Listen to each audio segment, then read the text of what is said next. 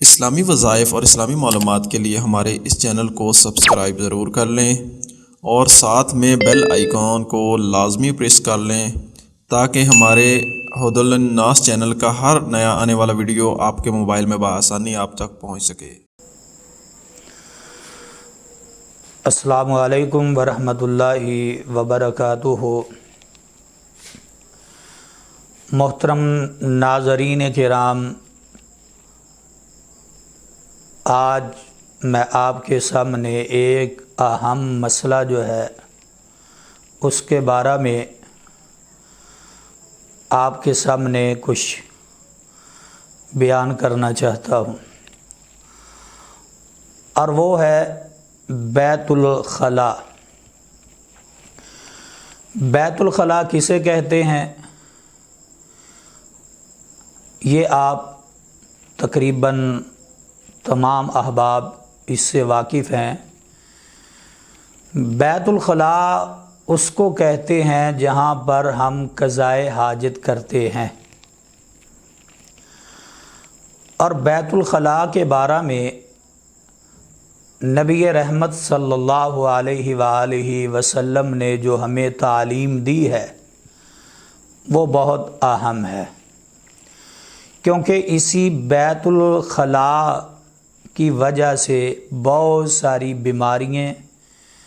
بہت سارے جھگڑے اور بہت سارے ایسے معاملات جنم لیتے ہیں جس کی وجہ سے ہمارے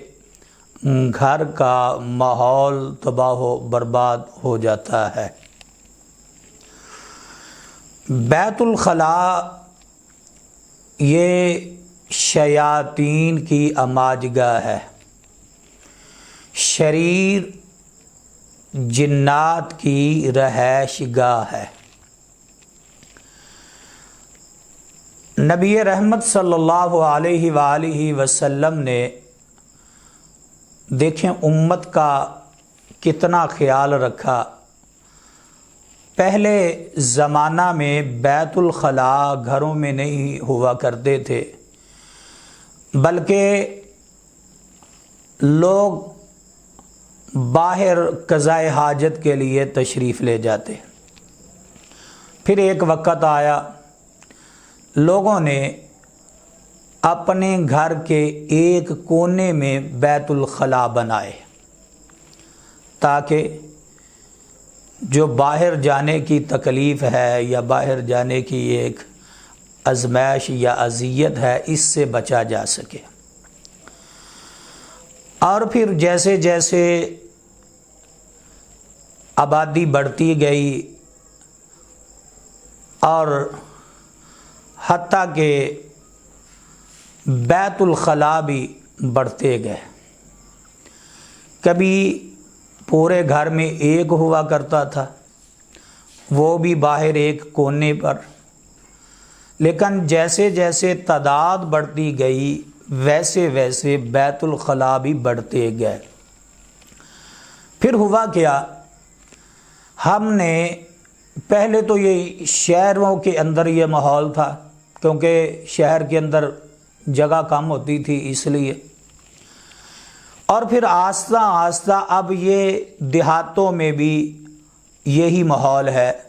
کہ ہر مکان کے ساتھ اٹیچ باتھ، ہر مکان کے ساتھ۔ تو وہ اٹیچ باتھ ہم نے وہ تو اپنی سہولت کے لیے بنایا، لیکن اس کے نقصانات جو تھے ہم نے ان نقصانات کو نہیں دیکھا کہ اس کے نقصانات کتنے بڑے ہیں، کیونکہ میں نے پہلے بتا دیا ہے یہ بیت الخلاء شیاطین کی اماج گاہ ہے، شریر جنات کی رہائش گاہیں ہیں۔ جو خبیث جنات ہیں کیونکہ وہ گندگی کو زیادہ پسند کرتے ہیں، گندی جگہ میں رہنا زیادہ پسند کرتے ہیں، تو اس لیے وہ بیت الخلاء میں ہی اپنی رہائش رکھتے ہیں۔ اب اللہ کے رسول صلی اللہ علیہ وآلہ وسلم نے ان شیاطین سے بچنے کے لیے جو امت مسلمہ کی تعلیم فرمائی ہے، تعلیم دی ہے، وہ یہ کہ اللہ کے رسول صلی اللہ علیہ وآلہ وسلم نے فرمایا کہ جب بھی تم میں سے کوئی بیت الخلاء جائے تو وہ پہلے اپنا بایاں پاؤں اندر رکھے اور نکلتے وقت دایاں پاؤں پہلے باہر نکالے، اور داخل ہوتے وقت وہ دعا پڑھے، اللہم انی اعوذ بک من الخبث والخبائث، اے اللہ میں تیری پناہ میں آتا ہوں ان خبیث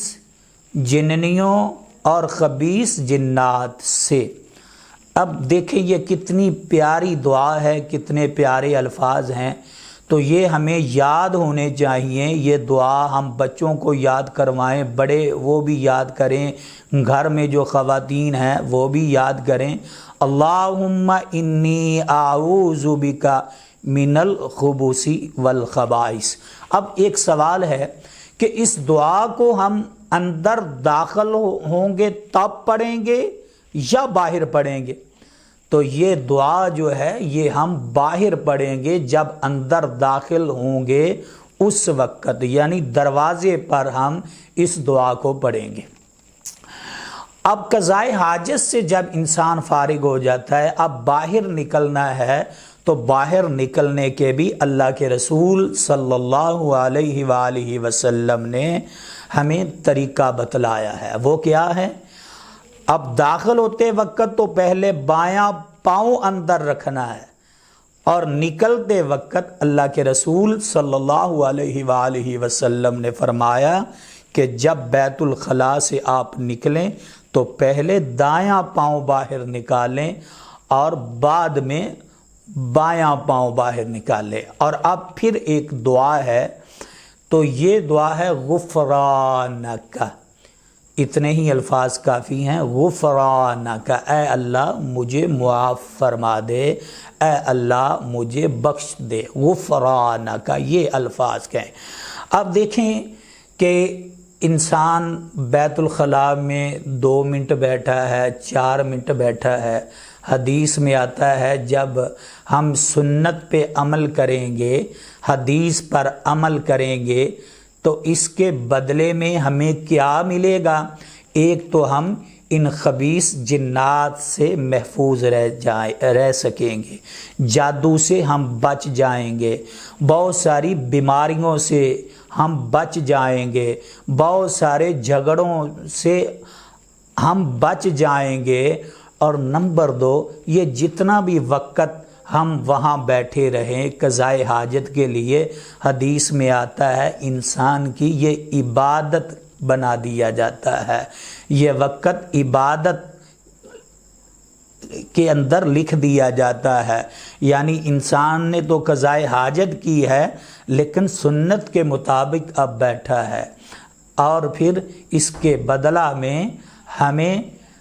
جو ہے اللہ اجر جو ثواب دے رہے ہیں، وہ اس بیٹھک کو، اس وقت کو بھی عبادت کے اندر تبدیل فرما رہے ہیں۔ تو حضرات اس پہ عمل کیجئے تاکہ آپ بھی جادو اور جنات سے بچ سکیں، آپ کے بچے جو ہیں یہ قیمتی اثاثہ ہیں آپ کا، تو ان پر خصوصی توجہ دیں، اپنے بچوں کو یہ دعا ضرور یاد کروائیں تاکہ آپ کی اولاد، آپ کے بچے جادو اور جنات سے محفوظ رہ سکیں۔ السلام علیکم ورحمۃ اللہ وبرکاتہ۔